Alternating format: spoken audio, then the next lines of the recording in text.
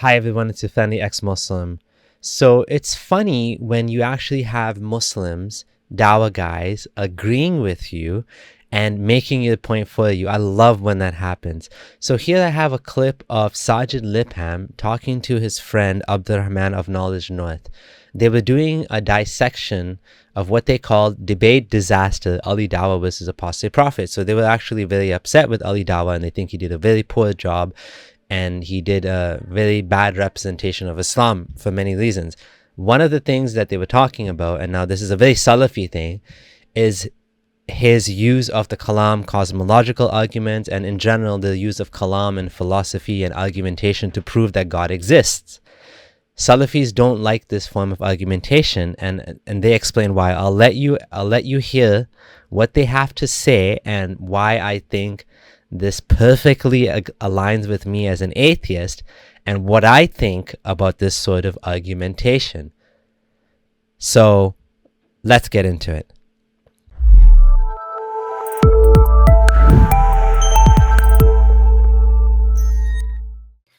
All of this stuff, this arguing for the existence of God, is not Islam. There is no single ayah in the Book of Allah which cares to establish the existence of Allah.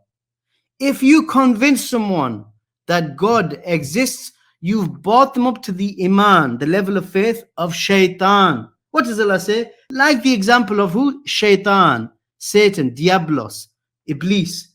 When he says to mankind, when he says to men, disbelieve. And when that man disbelieves, what does Shaitan says? I am free of you. Shaitan will say on Day of Judgment, I am free of you. Inni akhafu Allah. I fear Allah, the Lord of the worlds. I am free of your disbelief.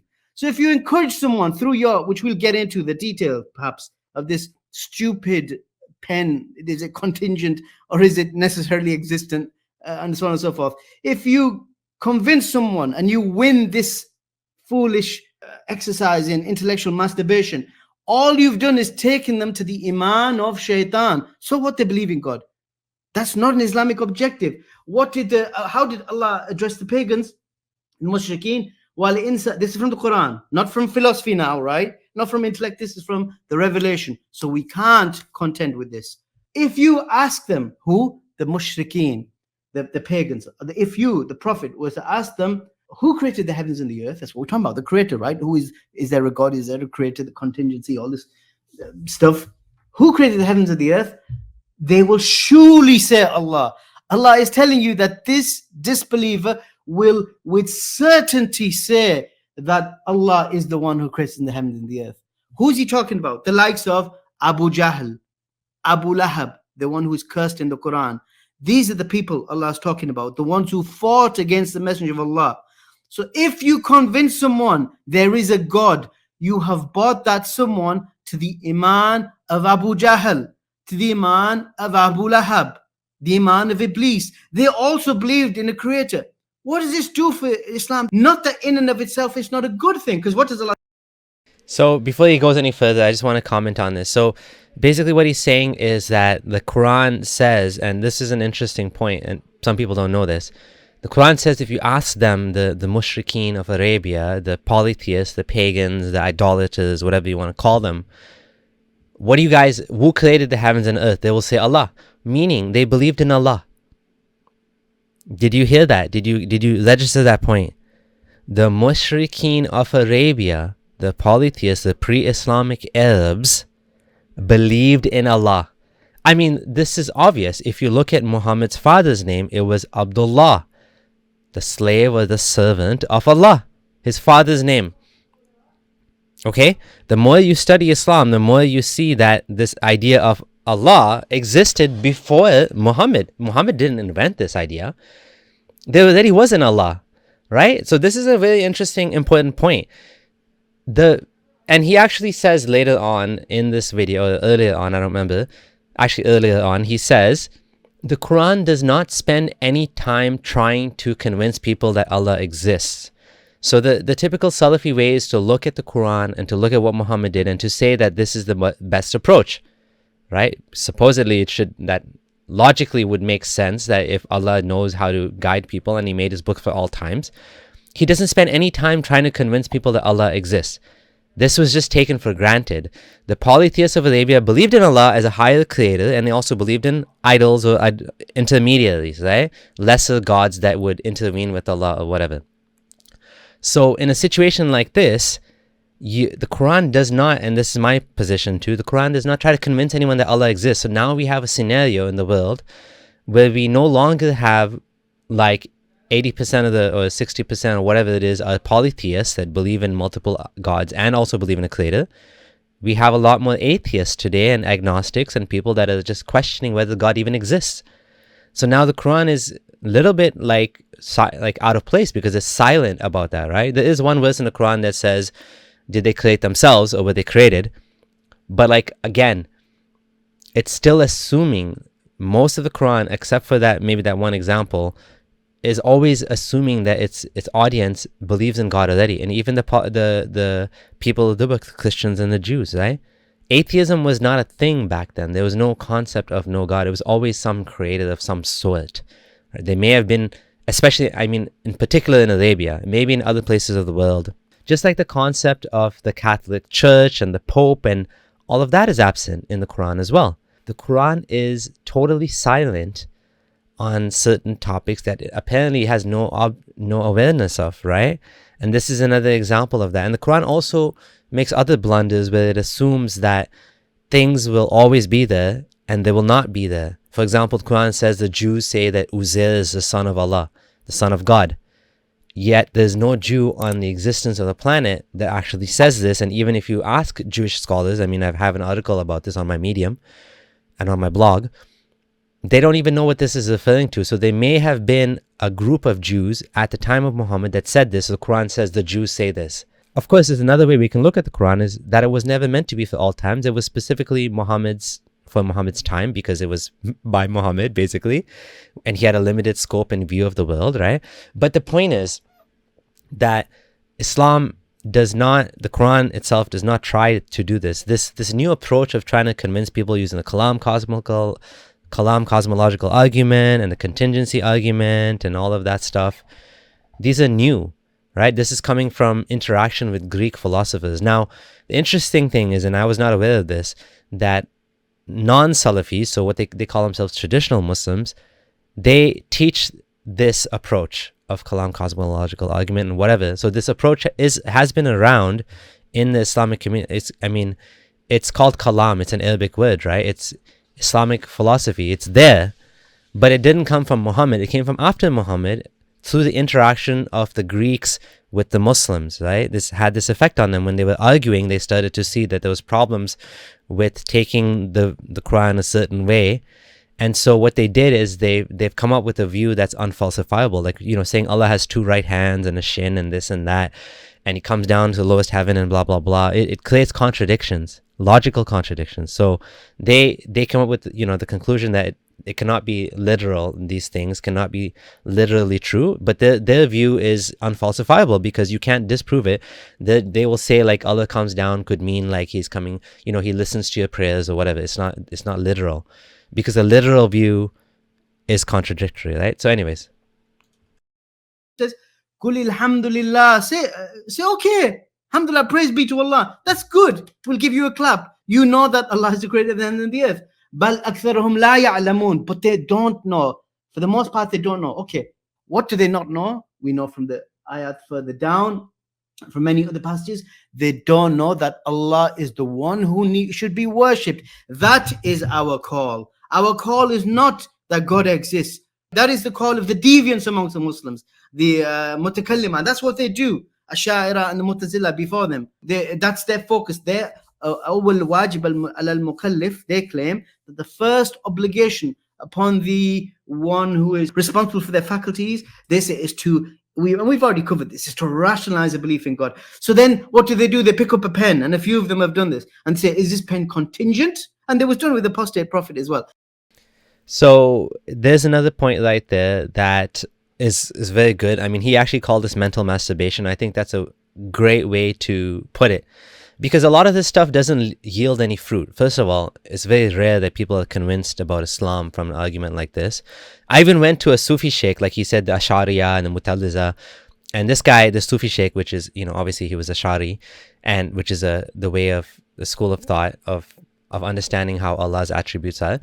And he actually told me, I was excited to meet him. This is when I was, just leaving Islam, 2015ish. And he told me, I've convinced a bunch of atheists. This is what he told me, right? And I was like excited. I'm like, yeah, man, I'm going to go back to Islam, right? And I asked him, what did you convince him of Islam? He's like, no, I convinced him that God exists. I was like, okay. So the problem is, already from the get-go, I'm willing to grant that God exists. God meaning whatever God is. Like, you know what I mean? Some power of the force or whatever. But that doesn't help you. Like these guys are saying, that doesn't take you to Jannah. Believing in God is not enough. You have to believe, you have to have iman, to have faith. According to Islam, you have to believe in the prophets and the revelation and blah, blah, blah. It's not just enough to believe in God, so to speak. Many ex-Muslims I know, many of my friends, some of my friends actually, the minority, but some of my friends are deist.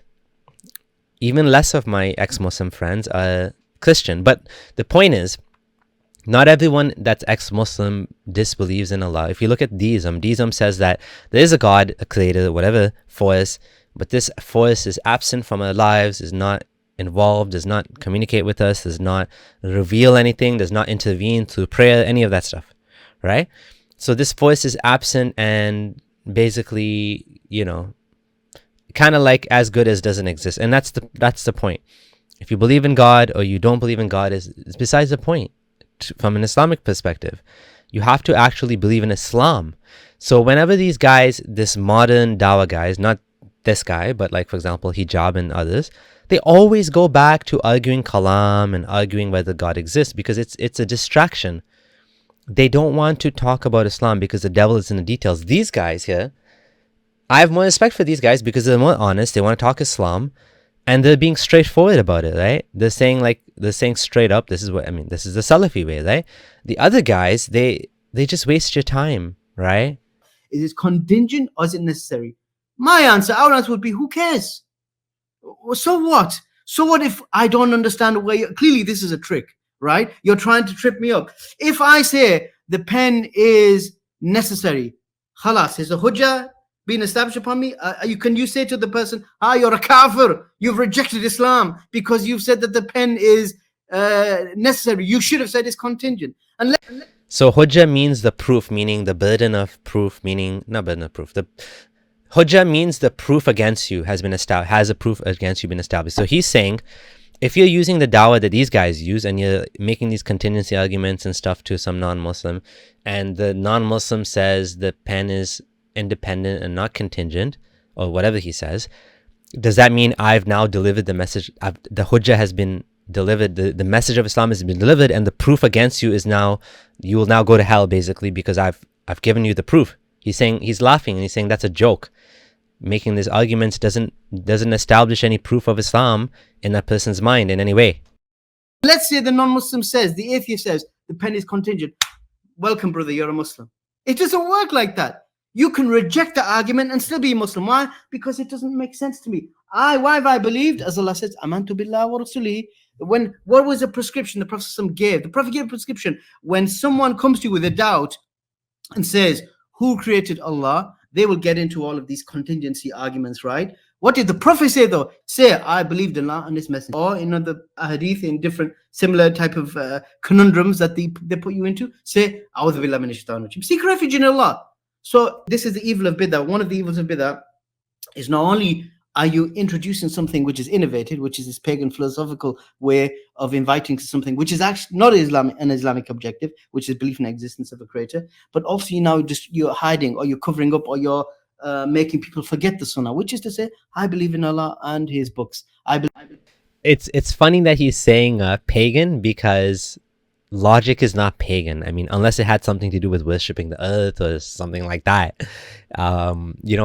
then maybe you can call it pagan. But like, philosophy is not pagan. I mean, that's just funny. It's logic, it's argumentation. It may have come from Greeks, maybe some of them were pagan, but that it's not pagan by itself because it's nothing to do with paganism. It's all about like a train of thought, making logical arguments. And again, a lot of it is logical. and philosophical and mental masturbation, because it doesn't get anywhere. You just like, if this and this and this premise, then therefore this. It's like, okay, well, whatever. The universe has to have a cause because everything has a cause. Therefore, the cause must be God. Well, it's just a lot of like, this and this and this, but it doesn't get you anywhere. But to call a pagan is funny. In Allah and His messengers, or to say A'udhu Billah. That's the response the Prophet taught us to say when such doubts come to us. So this thing, whether you believe a pen is contingent or necessary, so what? So what if you give the wrong answer? It's not hujjah. I was going to say not only that, but the brothers who are employing this argument are being a bit deceptive, knowingly or unknowingly. Some of them surely know. These arguments, the Kalam, Cosmological argument, Ibn Sina's Burhan argument, this contingency argument, the way they're dressing it up, if they were honest with it and go to its origins cause you to deny Allah Himself, at least the Allah that we believe in. It will, and because this comes from Greek philosophy. The Greeks, this is why and we covered this to some extent.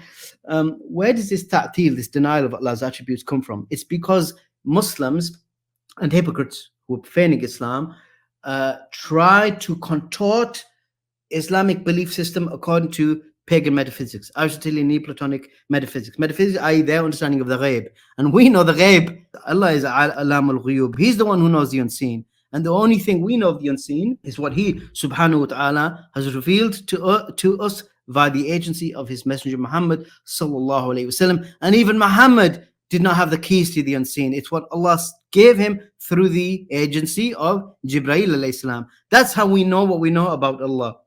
And so he's getting into the point that Greek philosophy, Neoplatonism, all of this stuff, he said it came across because the problem he's not acknowledging here is that, again, this is a very straightforward view. This is a very, very Salafi thing to do, we just accept Allah's attributes and all that stuff. We don't deny it. Allah has hands, 2 right hands, Allah has a shin, whatever, right? All of these things, they don't deny them, but the problem is, Allah has a throne. I'm going to show you the problem in a clip shortly, but let's just let him finish what he has to say, and you'll see why, if you follow this is the most fragile view of all. Salafism is very fragile, and you will see why in a moment when I show you this clip. We don't know anything else about Allah. So the pagans did not have any scriptural resource from which they were arguing. So they used their aql, their intellect, because they had no naql, they had no transmitted revelation. So according to them, okay, if you're to take this argument to its logical conclusion, they will say, and this is said, that the necessary being, amongst other things, has no parts. This is one of the parts. I just want to pick up on one of these points because we don't want to get too much into the theology of it. This is what caused the Mu'tazilite to deny the Quran, because they're saying if you say the Quran is with you, then you're saying God has parts. Seek refuge in Allah. So this is the evil of bid'ah. One of the evils of bid'ah is not only are you introducing something which is innovated, which is this pagan philosophical way of inviting to something which is actually not an Islamic objective, which is belief in the existence of a creator, but also you're hiding, or you're covering up, or you're making people forget the Sunnah, which is to say, I believe in Allah and His books, I believe in Allah and His messengers, or to say A'udhu Billah. That's the response the Prophet taught us to say when such doubts come to us. So this thing, whether you believe a pen is contingent or necessary, so what? So what if you give the wrong answer? It's not hujjah. I was going to say not only that, but the brothers who are employing this argument are being a bit deceptive, knowingly or unknowingly.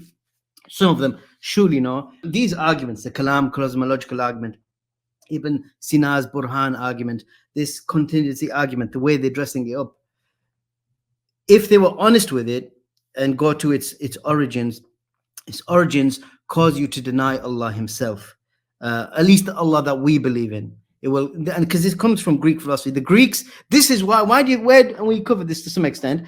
Where does this ta'til, this denial of Allah's attributes, come from? It's because Muslims and hypocrites who are profaning Islam try to contort Islamic belief system according to pagan metaphysics, Aristotelian Neoplatonic metaphysics, i.e. their understanding of the ghaib. And we know the ghaib. Allah is Alam al-Ghuyub. He's the one who knows the unseen. And the only thing we know of the unseen is what He subhanahu wa ta'ala has revealed to us via the agency of His Messenger Muhammad sallallahu alayhi wasallam. And even Muhammad did not have the keys to the unseen. It's what Allah gave him through the agency of Jibreel alayhi salam. That's how we know what we know about Allah. And we don't know anything else about Allah. So the pagans did not have any scriptural resource from which they were arguing. So they used their aql, their intellect, because they had no naql, they had no transmitted revelation. So for them, according to them, okay, if you're to take this argument to its logical conclusion, they will say, and this is said, that the necessary being, amongst other things, has no parts. This is one of the parts. I just want to pick up on this one of these points because we don't want to get too much. So yeah, I don't want to get too much into it either. So what he's saying here is very interesting. He's admitted what I've been saying, and now we basically agree, the Salafis and I agree, that the reason why some Muslims are saying the things they are is because of Greek philosophical thought, Neoplatonism. The influence of these ideas on Islamic thinkers had made this move. Now, from my perspective, there's two camps. You have case study A, these guys. These guys don't want to make a move.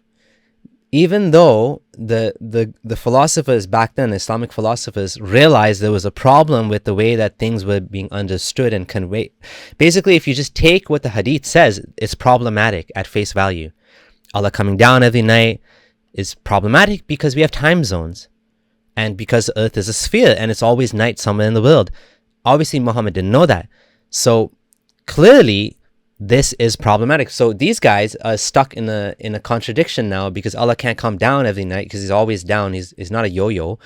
And even if He was a yo-yo, He'd be always down. He wouldn't be able to come back up because it's always night, right? He's always at the lowest heaven. So He's little. And there's other issues with Him being in a place and moving and blah, blah, blah. If He's moving, He has a body then, right? You know what I'm saying? And so on and so forth. There's a lot of contradictions and problems and logical issues with this point of view. These guys are case study A. I cannot fathom how, when these guys understand this, they understand the reason why these guys denied Allah's attributes. He's saying, they basically the influence of the philosophers. So these guys, I honestly don't understand how these guys can continue to say these things knowing that it's problematic. It's just like you just turn off your brain or something. And then you have case study B, which I'm going to show you as well. Case study B, which I'm going to show you in a moment, are the ones that now believe in, the Ash'ari, basically, interpretation. Mutalizite school of thought is gone now, for the most part. There's no Muslim that believes in that. Based on history and what happened, it was cut off and removed and persecuted or whatever, even though there was a caliph that was Mutalizite. But eventually they persecuted this school of thought, right? This Aqidah, this belief system, this way of interpreting the Allah's attributes and stuff, right? So then these guys, the Ash'aris, the ones that survived, are basically the non-Salafis, and they're the ones that, they don't take things literally. These guys, to me, also, I can't understand how. I also think they're in cognitive dissonance. I can't understand how they can also, with a straight face, believe that this is what Muhammad was preaching, because that's what they say.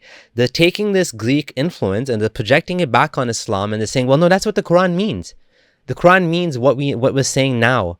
Even though, like this guy is saying that when Muhammad never came with the contingency argument or whatever, any of these things, dependency, first cause or Kalam or any of these things. Muhammad didn't use anything. He just said, I believe in Allah, or I seek refuge in Allah from shaitan, when someone asked him, where did Allah come from? So the fact that there's problems in the texts, and these guys are kind of like patching the holes. They've patched the holes now. And they don't have any there has to be cognitive dissonance here, because they're patching holes in Islam that exist in the text, and now they're saying that's what Islam is supposed to be and always was. They call themselves traditional Muslims as well, even though they're pretty much using Greek philosophical thought on Islam, right? So anyways, it is what it is. You have these two groups, these two ways of looking at Islam, and of course both are problematic, both have the issues. The Salafi way is very fragile because it's logically incoherent. It breaks down, and now I'm going to show you a clip of Dr. Khalil Andani debating Jake the metaphysician. And in this debate, it comes across very clearly that one side is, the Jake side is very Salafi, very much, yeah, this is what the text says and I believe in it. And then the other side is using logical arguments to show him the inherent contradiction in his worldview, yet he couldn't let go. So let me bring that up.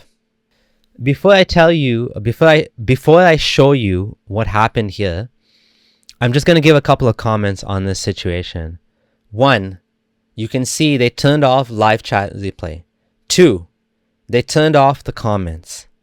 3, even though they told KHALIL, who's my friend by the way, that he was going to have full rights to the video, they gave him a copyright strike for uploading this video to his channel. So I don't know what the next move they're going to make is, but I feel like the next move might be that they're going to delete this video. Okay, this is actually probably the best example of incoherence of the Salafi view, and in my opinion of Islam in general. But again, to be fair, these guys have a different way of interpreting it. KHALIL is Muslim as well, and Jawad Hashmi is Muslim as well, and so there's not just one way to interpret Islam. But if you watch this, you will see how KHALIL traps him with this question of where is Allah. Let's take a look. Okay, are you able to point me in the direction of Allah's throne? Yes, we can point to it. Alhamdulillah, just as Abdul Qadir al-Jilani stated earlier when he quoted the hadith, which you also mentioned, where the Prophet ﷺ approved the belief of the girl when he asked her, where is Allah subhanahu wa ta'ala? And she pointed to the heavens. So I don't know if it was obvious to everyone that's watching this, but it was obvious to me that whenever Jake answers the questions, he doesn't just answer the question, he's trying his very best to make it sound as Islamic as possible, because he knows where this is going. He knows that there's some logical issues that I'm pretty sure he knows this, right? So what he tries to do is he appeals to the Islamic, text. He's like the Islamic text and the Sunnah and the Prophet and blah, blah, blah. Like the reason he's saying it this way, he's trying to appeal to that, the Sunnah, or whatever you want to call it, because he knows that this is problematic. But the only way to basically validate it is to go back and say, well, yeah, this is what we believe. And that's how this entire debate was. Listening to Jake was like listening to someone parrot the Islamic text. We believe and blah, blah, blah, blah. We believe this and we believe that. And the Quran says this and the Sunnah. It was like so boring, right? Anyways, let him continue. Okay, can you point where is Allah right now? Yes, we can. Yeah, can you do it with your finger? Yeah, we point up. Okay, so Allah is up. Okay, Allah. You asked about the throne. Yes, it is. Okay, is the throne below Allah? No, when did I say that? The throne is I'm not. asking you. No, the throne is not. I mean, Allah subhanahu wa ta'ala is above the throne. This is what I said. Is the throne below Allah? Yes. The throne is below Allah. I just said that, yeah. He's struggling. First, he didn't want to say the throne is below Allah. But then he said Allah is above the throne. Now he realized, oh shit, that means the throne has to be below Allah, right? Okay. Is the lowest heaven below the throne? Is the lowest heaven below the throne? Yes, it is. Yes. Okay. Yes. So do you affirm that Allah, per the hadith, descends every night to the lowest heaven? Yes, I affirm nuzul because it's mentioned in the hadith of the Prophet alayhi salatu wasalam. Okay, so then do you affirm that Allah descends from above the throne to below the throne? He never leaves the throne. But I Okay, believe that he descends. Yes, it's a real descent of nuzul, which is mentioned in the text. Okay, what's the meaning of a descent here? Because descent means to go from above to below. So what does nuzul mean? Yes, we understand it in the plain meaning, which is mentioned in the hadith. If I had it in front of me, I can read it, but it's very clear. I think everybody knows what descent means. So you affirm that Allah descends from above the throne to the lowest heaven below the throne? Without entering his creation, yes. Okay, but he does move then from above the throne to below the throne. Did I mention anything about movement? Well, I you don't said think I everybody mentioned knows. anything about movement. Okay, what is the meaning of descend that everybody knows? I just explained it to you. So No, you can explain it again. I'm dumb. Explain it again. unfortunately, that's time. Even though this got really interesting. Yeah, let him answer the question. You can have 20 seconds, Jake, if you'd like. Explain it again. What's the meaning of nuzul that everybody knows? Yeah, so I explained it, and Ibn Taymiyyah, which you said that I couldn't appeal to, which I don't know why. All I told you was I don't agree with him on every single position, and that's certainly fine. But when it comes to the usul, I agree with him. And the fact of the matter is, he explains this. He talks even about the spirit coming down and the angels and this type of so-called movement, which we cannot really understand. And he compares that to the nuzul or descent of Allah subhanahu wa ta'ala. And he says the difference in that is exponentially greater. Therefore, we cannot understand the kayfiyah. We don't have enough knowledge on it. We stick to the text and what it says, and we don't dwell on the kayfiyah. Okay, thank you. Just like we can't understand the kayfiyah of Trinity. Thank you very much. Okay, So this was a really good point, and it really smacked Jake hard. And the point was that Jake is appealing to the mystery. Khalil actually demonstrated this very well. That if you believe the way you believe, you are appealing to mystery. You are saying we don't know, we can't explain it. Yet you are arguing against Christians who believe in Trinity. How is it that you can make such a claim that logically is incoherent, and then in the same breath say, oh, you guys believe in something incoherent, Father, Son, and Holy Ghost are 1 and 3. That doesn't make any sense. Well, this debate was like, again, clear evidence that Islam, at least the way this guy's interpreting it, doesn't make any sense. He's appealing to mystery, saying we don't dwell on this, we don't ask how, right? We don't ask how is it, we don't ask what, we don't try to understand it. We just accept it, even though, as Khalil said, and he demonstrates this quite clearly in the debate, that the way you guys are taking this, it becomes meaningless. The words don't have any meaning anymore, because descend doesn't mean, what does that mean, descend? It has no meaning. Now, of course, from Khalil's side, I don't want to strawman him, but from the other perspective, they don't take it literally. They say it's unfalsifiable, right? Like descend doesn't mean descend either, right? Jake says descend means descend, but we don't know how, because how would God move? God doesn't have a body. But he descends, he said. So what is that? So both sides have the issues. One side is falsifiable, and the reason I say falsifiable is because it leads to a contradiction, a logical contradiction. So I think it's falsifiable. The other side, the Ash'ari, the Neoplatonism, however you want to call it, they don't take it literally, so you can't debunk it because it's not literal. So it means, what does it mean? It means something else. It just whatever, right? But again, if you take this view, case A, you can't attack the Trinity either, right? And at the same time, I don't know if Khalil attacks the Trinity either, but at least he's using his logic consistently, right? Whereas Jake is sort of picking and choosing when to use logic, and that's a problem, right? That's a problem with the Salafis, the neo-Salafis that are going and debating Christians and using these logical arguments. Their own views fall apart when you criticize them like that, right? And just for fun, I'm going to show you Khalil schooling Jake in the conclusion, because this was too juicy to miss. Okay, ladies and gentlemen, thank you for joining us for this debate. Thank you, Jake. It was a very entertaining debate. I was quite entertained by everything you shared. So let me just state at the outset why I did this debate. I don't plan to be a career debater like you.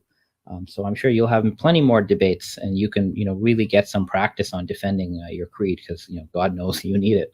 I participated in this debate because for some unprovoked reason last December, Jake, the Muslim metaphysician who had been a Sunni Muslim for just 2 years at that time, and who had just heard about Shia Ismaili Islam, just decided to start calling our worldview and Neoplatonism generally kufr and shirk, and he takfired a whole bunch of us, not just Ismailis. He takfired anyone who believes in a Neoplatonic worldview.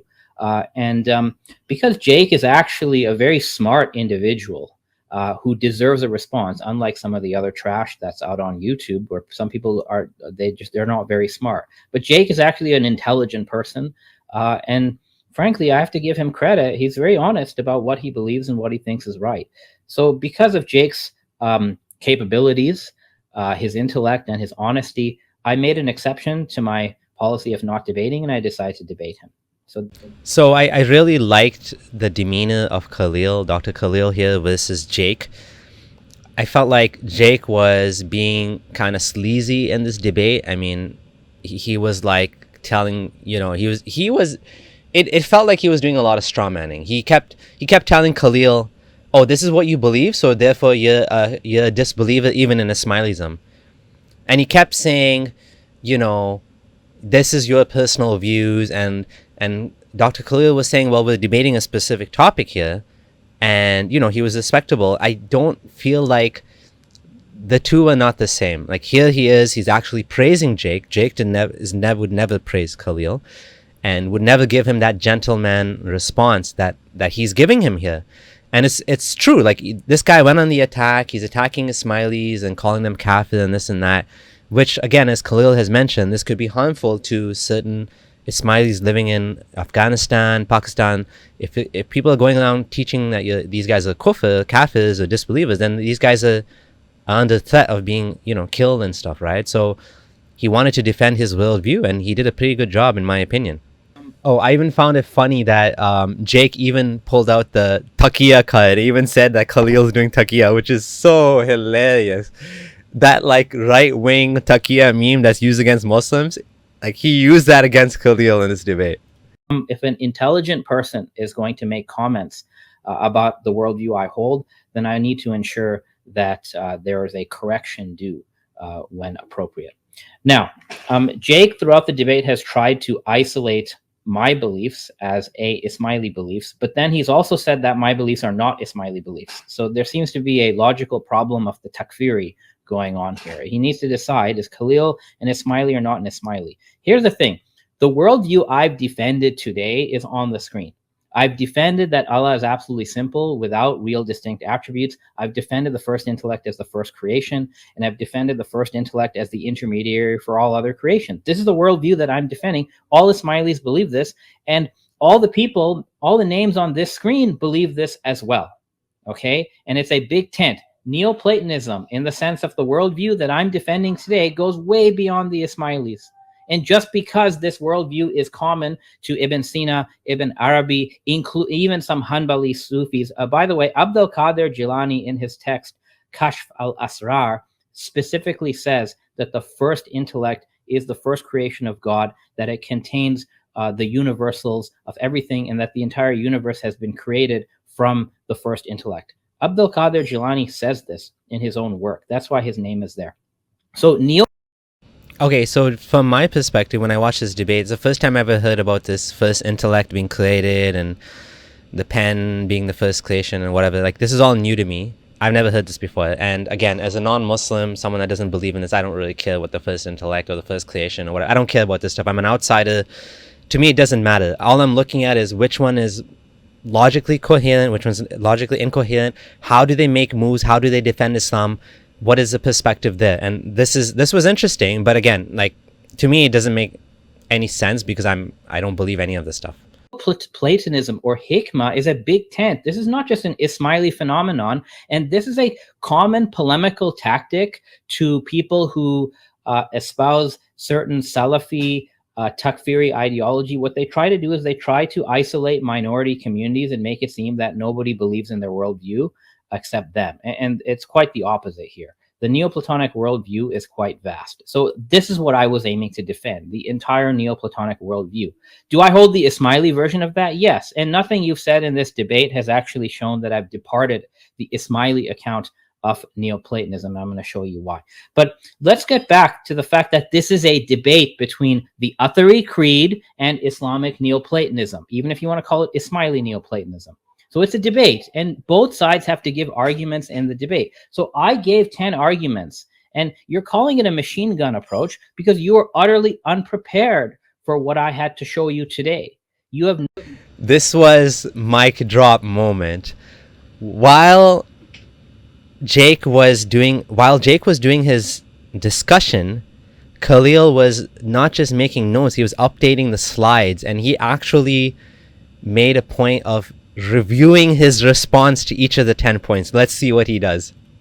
Actually gone through the primary sources of your own creed or my creed and actually seen the different type of discourse that's there. This is the problem. I'm actually astonished why Jake, who frankly is a very, very smart guy, okay? Like, I have to hand it to you. You are very good at philosophy. You're a very clear thinker. I enjoy, watching some of your other videos. I really do. You're very smart. And it's just beyond me why you picked the Athari creed, because it has like the least defensible positions. So frankly, I've offered these 10 arguments against the Athari creed, and you didn't really respond. So I'm going to. So before we get that, I'm just going to point out the points at the top here. The first check mark says Islamic philosophy's Tawheed is established by reason and corroborated by revelation. That's a good way to put it. He's saying we use logic first and then revelation. That's basically what he's doing. He's coming up with, again, from my perspective, it's mental masturbation, whatever. It's, you came up with something and then you're basically using the text to fit to that, right? You're trying to make it, you make the two work together, but like it's reason first, right? Even though, in my opinion, reason can also lead to no God. We disagree on that. However, from his perspective, this is how it is. The second point, Sunni Athari Tawheed is logically incoherent and lacks support in the revelation. I would have put it a little bit differently. The reason he put it that way is because he believes that the revelation or the text supports his view, meaning supports his logical Tawheed, or whatever he wants to call it, Neoplatonistic Tawheed, right? Whereas from the Salafi view, it's more about the text than reason, right? So I would have said the Sunni Athari Tawheed is based on the text first and is logically incoherent, which is the way I see it. It's the text is logically incoherent, right? But he doesn't want to put it that way because he wants to make it seem like it's the revelation that doesn't support him. But again, you can see even in the way he wrote it that the first one is established by reason. You could reason to some way you can come up to a conclusion that is a God of some sort. You could come up with that. And then you can use revelation, the Islamic revelation, which is probably less important in my opinion then. But anyways. Grade you, okay? I'm a professor and I grade people, okay? So let's grade your response. So philosophical Kalami arguments are forbidden for Atharis. This is a historical fact. You appeal to Ibn Taymiyyah. I'll give you a D- on that, okay? Because for this debate, you said you follow the creed of Ibn Qudama, and Ibn Qudama, as well as the followers of Ibn Qudama today, they say philosophy, logic, this is not allowed in the madhab. So you had to go outside the Athari creed. So I'll give you a D-. Number two, anthropomorphism of Ahmed ibn Hanbal. You had nothing to say about that. So I take it you concede the point. You get an F. The problem of tafweed, you had nothing to say about tafweed. In fact, you changed your view. You said you commit to tafweed via Facebook message, but today... Sorry, before I continue, basically what he's saying in point 2 is that like Ahmed ibn Hanbal's God is an anthropomorphic God. He has hands and he has 2 right hands and whatever, right? He has a shin or whatever. So he's saying there's even a hadith that says, I saw my Lord as a man, a bearded man. And Ahmed ibn Hanbal has no choice but to accept that, even though like it makes no sense according to other Islamic belief. Jake didn't respond to that. Now he's talking about the issue of the God's attributes being independent. You said you commit to the apparent meaning, which is worse than tafweed. So you get an F, okay? And same for all the other tafweed. Now you did appeal to mystery, so you fall into argument 5. You said, we don't know how God descends. It's incomprehensible, but we believe it. Well, congratulations, you've appealed to mystery, and you are no different from the Trinitarian Christians that you like to debate. So for any Trinitarian Christian watching this, remember what Jake has said today. He says, God is above his throne, and he descends in some incomprehensible way, and we don't know how. Okay, so now every Christian can say God is 3 persons, 1 essence, and we don't know how. The actual positive arguments I gave, you had like nothing to say about these arguments. So I'm giving you Fs on most of them. You did try to answer number 8. I'll give you a D- for trying. I like giving participation marks as well. But really, everything was an F.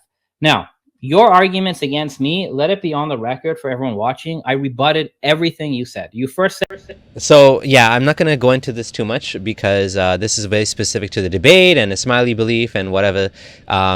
What I wanted to show was that, yeah, Jake did a very poor job and Khalil did an amazing job here. Again, I'm not taking sides because he's my friend. I'm a neutral party here. I don't believe in either one, even though, in my opinion, you know, like, I think both of them have issues because I don't believe in God, right? And I don't think you need Islam to live in this life. I don't think Islam is necessary in any way. I don't believe in Ismailism in any way or Aga Khan or any of that stuff. So thanks for watching. I hope this was a good video. I hope you enjoyed it. A little bit rambling here and there, but like, you know, the point I wanted to make was how bringing the logical, so-called logical proof that God exists from the Salafi perspective, it doesn't help you get to Jannah. It doesn't help you become a Muslim in any way because you believe in God. So what? The non-Muslims believed in God at the time of Muhammad. Also wanted to show you how that same view is logically incoherent, it's problematic. What's the point of it all? Why even bother? That's my point. Anyways, this is your friendly ex-Muslim Abdullah Samir. I hope you enjoyed this video. Thanks for watching.